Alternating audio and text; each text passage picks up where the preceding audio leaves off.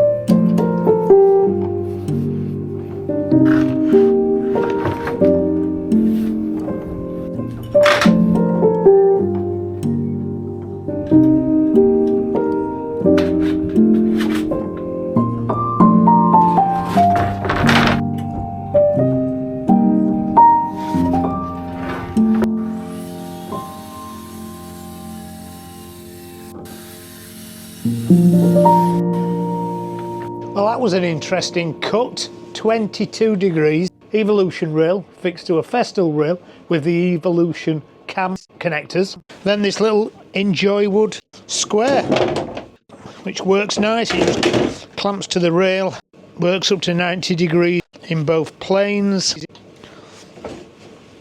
Undo that, do that, move it round, back to zero, back to square now. Tighten that off and just tighten that off. If it fits the evolution rail, it'll definitely fit the festal rail as well. Not a bad little square for £30 maybe. Quite functional. Just nice if you need to cut some kind of angle, say a 45-degree miter on a kitchen worktop or something of that kilter. So I've cut this board to width. I cut it a little bit oversized so I could get that cut down the middle. So one for the front end and one for the back end. I'll be using this later too because I've got two more splayed cuts, one either side of the concrete block walls. Fitting this piece up there is my goal for tonight, and then I can start to frame out this ceiling.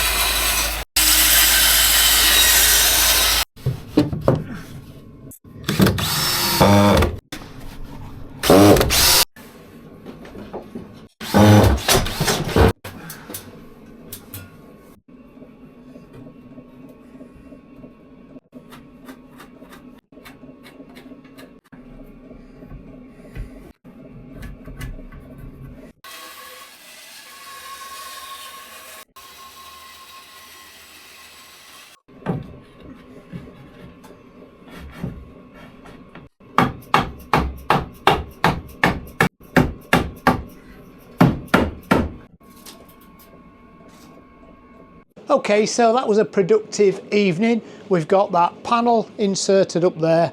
It's insulated, it's fixed, all the little mouse holes are filled. I've got the first of the ceiling spars in at that end, which denotes the size of the cupboards. So that leaves me just over 2 meters between the two ceiling spars that we've built in. I'm going to split this area into four 500s. So tomorrow I'll put 3 more ceiling spars in there, and then I'm going to rewire these lights. So I've got 4 this side of the beam and 4 that side of the beam, because it just happens that I've got 8 lights. And then we can actually see what the lighting looks like in both sides of the workshop. And also I'm hoping that once them lights are in these recesses, the whole thing will feel higher. It's after 9, it's time I had my cocoa. So thank you to Banggood for sending the square. The links as usual will be in the description. I hope you enjoyed this video. If so, give me a thumbs up. And if you'd like to see me carrying on with this build, then consider subscribing. And I'll see you next time. Bye.